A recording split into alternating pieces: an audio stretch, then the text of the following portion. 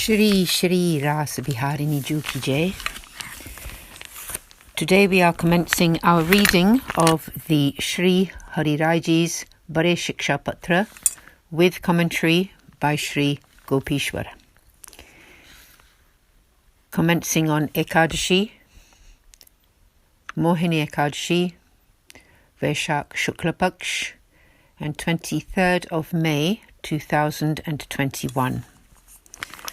Commencing with letter 1, which is 24 verses, and shloks 1 to 4 with the commentary. This chapter has been interpreted as the duties of a Vaishnava,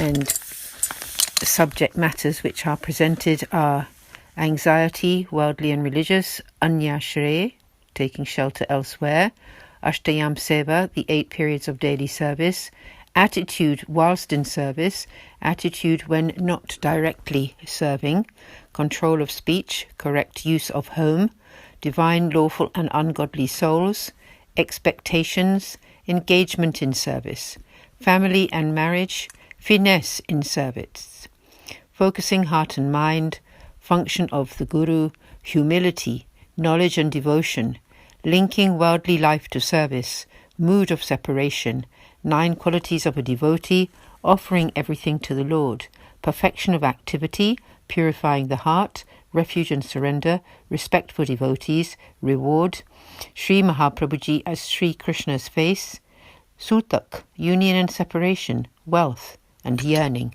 for Sri Krishna. Verses 1 and 2. The devotee who is free from egotism, possessiveness and misplaced intent, always anxious to improve their dedication to the Lord's name, whose heart yearns for the sight of their Lord Sri Krishna, who performs their worldly and scriptural obligations without expecting any specific result, and whose speech is held under control to the point where they only speak when absolutely necessary, should contemplate sequentially all Sri Krishna's pastimes. Tika. Understand that Sri Krishna's form is pure bliss. If you go to see him with your mind full of all your worldly and scriptural conflicts and affairs and filled with anxiety, he will see your face and assume indifference towards you. Therefore, never allow your mind to be troubled if your worldly situation is not perfect. Regard worldly and scriptural matters as less important. Be of contented mind only when your service of the Lord and all related matters are successful. Be discontented only when you fail in your divine service. This is the way of the path of grace. Follow the example of the way in which the gopis, the devotees of Vraja, serve him. When Sri Krishna goes to the forest to graze the cows, they sing songs of separation from him, the Gopi Geet, the Venu Geet, and the Yugal Geet. In Srimad Bhagavatam 10th Canto, Song of the Gopis and Song of the Flute, sung in pairs of verses. Thereafter, Sri Krishna returns home in order to grant them happiness, and they blissfully see and meet him. This is exactly the character of service in the path of grace. At the time when you are directly serving him, you are able to see and meet him. At other times, when you are not practically engaged in serving him, you should feel separation from all things related to him. Contemplate his lotus face. When you see him, you should eagerly behold him, knowing him to be the Supreme Personality and the ultimate reward. Only afterwards should you engage in worldly, scriptural and household duties. Perform such duties only in order to avoid criticism and to complete your religious duties without any attachment to such activities. Your heart should be exclusively absorbed into Sri Krishna. You will not see him if you harbour conflict. So never go to see him with a heart full of conflict, but go joyfully.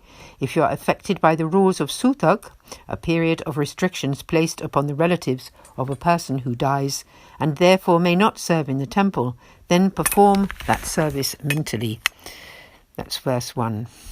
Keep your speech under control. Do not speak excessively, but only enough to fulfill your purpose. The best principle is only ever to speak regarding one's service to the Lord. Worldly, scriptural, and household duties cannot be completed without some speech, so speak only as necessary. When your tongue is under control, you will not harbour the fault of criticizing others. If you talk too much, the principle of devotion cannot establish firmly in your heart. They can, in fact, leave through the overactive tongue. This is a subtle rule of this path of devotion. A lot can be perfected when the speech is controlled. The mind has a habit of wandering here and there, so gradually bring it to focus on the Lord's limitless pastimes. The mind can move much faster than the wind, despite countless efforts to tame it, so therefore simply focus upon the Lord's pastimes. Following the principles of the path of grace, contemplate in your heart and thereby bring to experience the many pastimes, especially the Lord's appearance day, Sri Janmashtami, Annakut, Mountain of Rice, Hori, Spring Festival of Colours, and Hindora, Spring Festival. Also contemplate the Lord's daily routine pastimes. In the morning he wakes up in his father Nandaraji's home or within his beloved Sri Swamiji's forest bower. Vraja devotees bemoan not having been able to have met him that night. He takes a morning repast. His mother waves the auspicious lights around him. He gets dressed up and goes out with the cows and cowherd boys. He sits in a cradle and swings, takes his midday meal, awakes from his afternoon nap and eats fruits offered to him in the forest. He returns home in the evening with the cows, takes his evening repast, and then takes rest. These are his daily pastimes. There are also pastimes according to the calendar and seasons. After he has taken rest, one should, with a very pure mind, ponder upon his pastimes of the great circle dance, annoyance in love, and sporting in the waters of Sri Yamunaji river. One should meditate on Sri Vallabhacharyaji and his lineage, and upon the purpose of Sri Krishna's manifestations and for whom he appears. One should endeavour to understand the inner significance of the different foodstuff preparations, adornments and clothes, etc. that are offered to him. Think of these things over and over again, until your heart absorbs and really feels them. When you regularly contemplate the Lord's pastimes in this way, your mind and heart will become absorbed into them. Cultivate this kind of meditation at all times. There are two types of ways of experiencing and expressing this loving absorption into the Lord. One is superior and one is intermediate. The superior way is to first bathe and clean everything, then joyfully approach your guru or spiritual teacher. Having offered service to him or her, you then enter the temple together with them and serve the Lord in whichever way they instruct you and with humility. In this way, your service to the bliss-filled Lord does not cause him any botheration, and he soon becomes very pleased. The intermediate way is to invite and install the Lord into your heart. The Lord is most merciful and graceful, but be careful not to trouble him in any way. That would not be appropriate in the path of grace. It is in these ways that you should serve the Lord. Here, verse 2 completed. Verses 3 and 4. Practically engage your whole being, both physically and mentally, in making such service, keeping your consciousness inextricably linked in. All your bodily actions should protect whatever is useful in his service. Have affection towards your wife and children, etc., just so that they are favourable for such service. Tika. Serve your Lord by yourself. Do not have the service done by someone else.